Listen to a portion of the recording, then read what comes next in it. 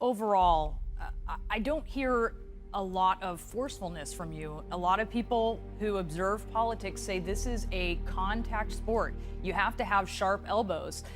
Even if it's not going fully negative and character assassination, Brianna, there may be somewhere in between. Are you Brianna, willing to do that? You are looking at perhaps the most progressive member of the United States Senate. I have led the effort in taking on Wall Street. I have led the effort in taking on disastrous trade agreements. I have led the effort in fighting for universal health care.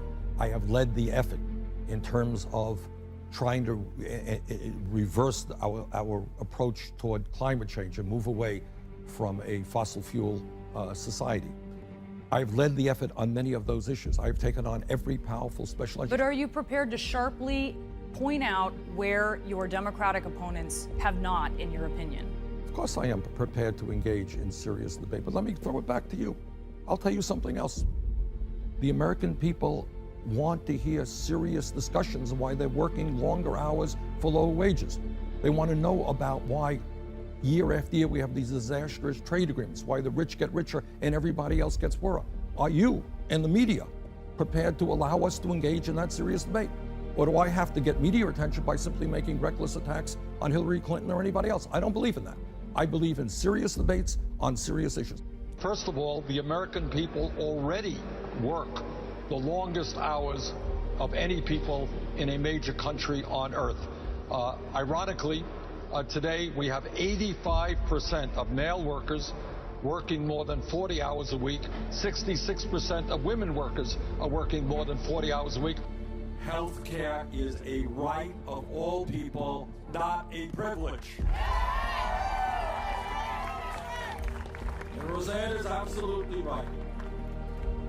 All of the pundits always tell us what we cannot accomplish until the day after we accomplish it.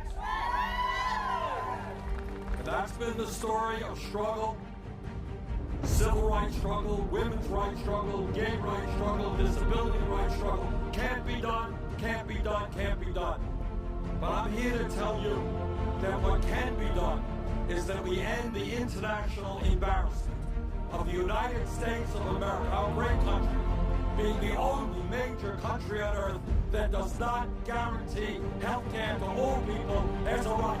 And let me be very clear in stating that no one, not Donald Trump, not anyone else, will be successful in dividing us based on race or our country of origin.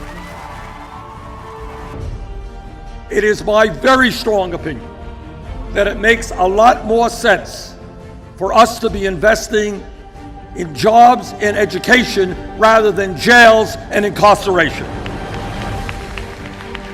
When you're sick, you should go to the doctor. When you go to the hospital, you should not come out in bankruptcy.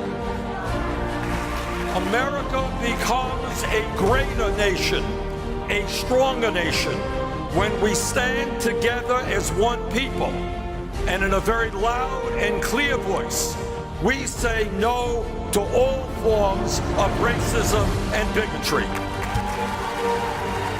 We must never, ever go back to the days when older Americans could not get the health care they needed because they could not afford it. We are not going back.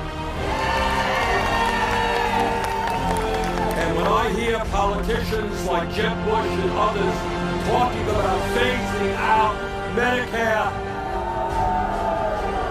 that ain't going to happen. Income and wealth inequality is the great moral issue of our time. It is the great economic issue of our time. It is the great social and political issue of our time, and together we must address that issue.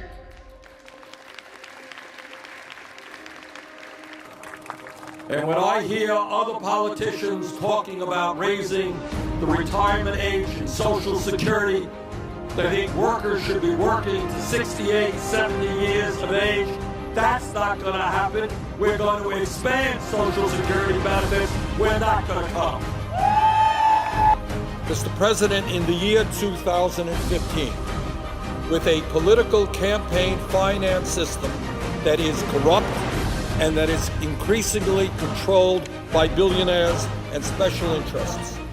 I fear very much that, in fact, government of the people, by the people, for the people, is perishing in the United States of America.